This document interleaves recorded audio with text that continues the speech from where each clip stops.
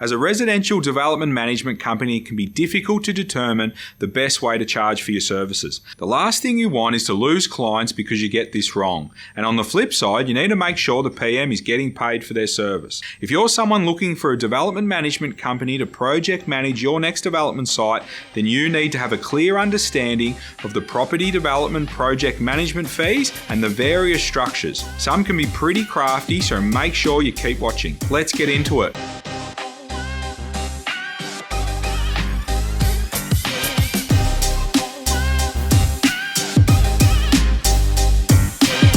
Hey guys, Peter Kelly here from Little Fish Property Developments, helping you maximise the value of your land and generate wealth through low-risk property development projects.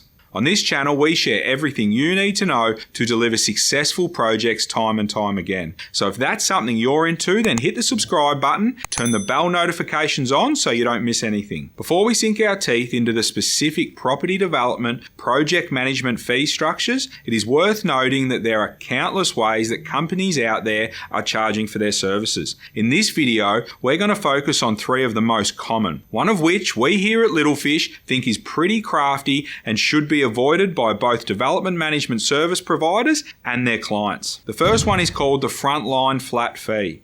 Frontline meaning it isn't hidden, and the flat fee meaning an agreed cost or charge for the delivery of a property development, cradle to grave. Doesn't matter how long it might take. Essentially, the client and the service provider will agree on both the scope of works and a fair and reasonable fee. Unless the scope of works dramatically changes, the fee should remain the same. All up in lights and on the front line. This is the fee structure we like to use here at Little Fish. We find that our clients we work with like to know exactly how much they are paying for our services so they can move forward with confidence. The fee itself can be determined in many ways. For us, we charge a percentage of the build or estimated build cost. And if the build cost works out to be more than estimated, we won't charge our clients anymore. But if the build costs end up working out cheaper than we initially estimated, we're happy to adjust our fee accordingly. We think this is the best way to charge our clients, and the feedback we've received over the journey definitely proves this to be the case. It means our fee is relevant to the project size, which results in consistent pricing for us and our clients. But most importantly, it's transparent and very clear for everyone to see. We generally break our fee into 4 stages depending on the project, starting with a deposit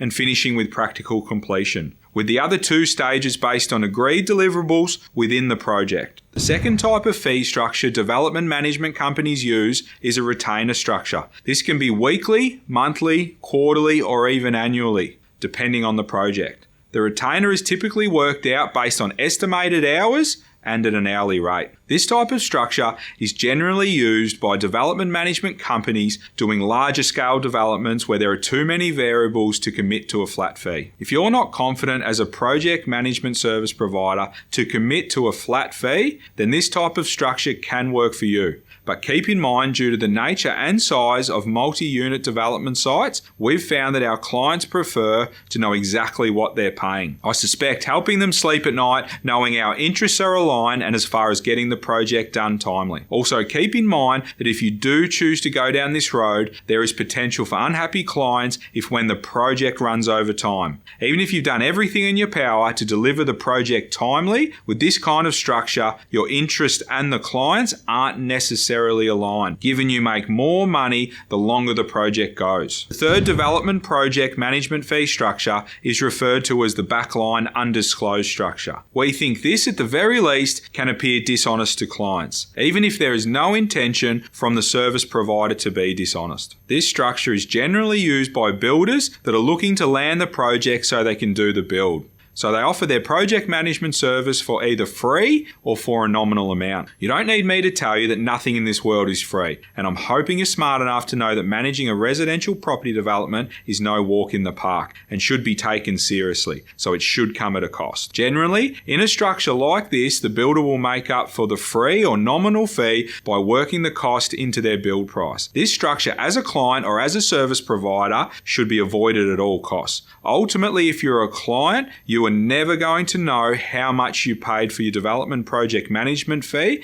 and if you are the service provider, you're opening up yourself to be viewed negatively. As the client, on top of not knowing how much you are paying for the project management portion of the project, you have no way of knowing if you are paying the right price for the actual build itself, because you haven't taken it to the market to be quoted, and the number will be skewed due to the unknown PM fee inside it. As a client, you definitely shouldn't entertain a structure like this. You want your project manager to tender your project out to determine the market value of the build and appoint the best builder at that level. This can't happen if the project manager and the builder are one and the same. The builder in a structure like this has all the power and can basically inflate the prices because they already have you on the hook. So to tie it up in a bow for you, if you're a development project management service provider, you can offer a flat fee for your service. You definitely should. And if you are a client, you should always engage a property development project management company that offers a frontline flat fee so you know exactly what you're paying for. And this ensures yours and the service provider's interests are aligned. And that's a wrap, guys. Hopefully you're getting some value from these training videos. If you have any questions or suggestions for topics that you'd like us to cover, then leave them down in the comments. And of course, if you haven't already subscribed, make sure you do and turn the bell notifications on so you don't miss anything. I'm Peter Kelly. Thanks for watching, and until next time, happy developing.